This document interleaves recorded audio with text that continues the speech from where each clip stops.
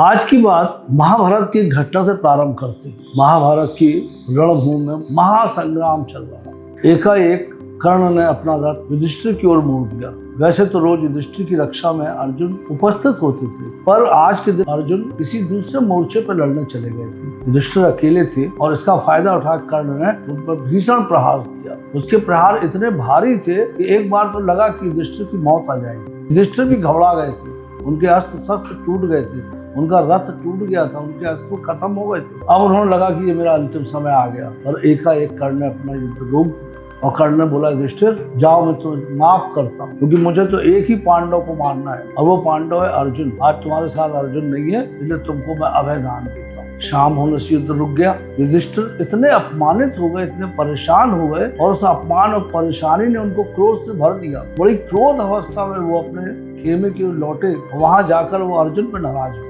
उन्होंने कहा, धिक्कार है अर्जुन तुम पर और तुम्हारे गांडीव पर, जो मेरी रक्षा नहीं कर सका और कर्ण को इतना आगे आने का मौका दिया। जब ये बात अर्जुन को मालूम पड़ी तो अर्जुन को बहुत खराब लगा, क्योंकि उन्होंने प्रतिज्ञा की थी कि संसार में कोई भी अगर उनके गांडीव का अपमान करेगा तो उसकी वो हत्या कर देगी। और चूंकि क्षत्रिय हूँ, अपने प्रतिज्ञा को मानूंगा, मैं आज युधिष्ठिर को मार दूंगा। इस क्रोध से वो युधिष्ठिर के खेमे की ओर बढ़े। लोगों ने कृष्ण को खबर पहुंचाई। कृष्ण भी वहां पहुंचे।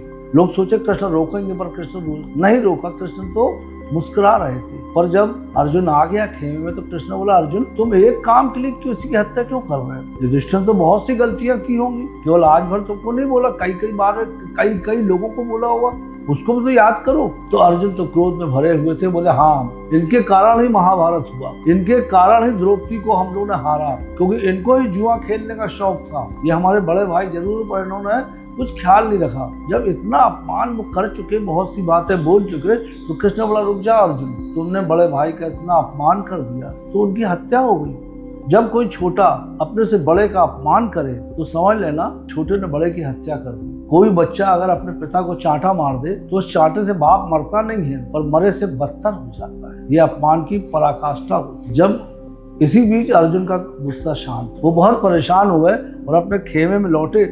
लौटते लौटते उनका ध्यान आया कि नहीं, मैंने अपने देवता समान भाई का अपमान किया, मुझे भी जीने का कोई हक नहीं। उन्होंने अपने सैनिकों से कहा, मेरे लिए चिता जलाओ, मैं स्वयं अग्नि में प्रवेश करूंगा। कहानी वहीं रुक जाती है। कृष्ण को फिर मालूम पड़ता है। कृष्ण वहां फिर पहुंचते हैं और जब वो बोलते हैं, अर्जुन जो तुम कर रहे हैं सही कर रहे हैं, एक अच्छे भाई को यही करना चाहिए, पर मैं ये कह रहा, तुम तो जा ही रहे हो, तुमने क्या क्या दुनिया में आके किया उसके बारे में तो बता दो। तो अर्जुन ने सारी कहानियां कही कि मैं ही द्रौपदी को जीत के आया था, मैं ही उस स्वयंवर में जीता था और जितने भी युद्ध अब तक पांडवों ने किए वो मेरे दम पे ही जीते हैं। ऐसा करके उन्होंने अपनी प्रशंसा में पता नहीं क्या क्या बोला। तो कृष्ण बोले, रुक जा अर्जुन, तुमने बहुत अपने अभिमान का बखान कर दिया, और जब कोई व्यक्ति अपने अभिमान का बखान खुद के मुंह से करता है तो मान लेना वो आत्महत्या कर रहा है।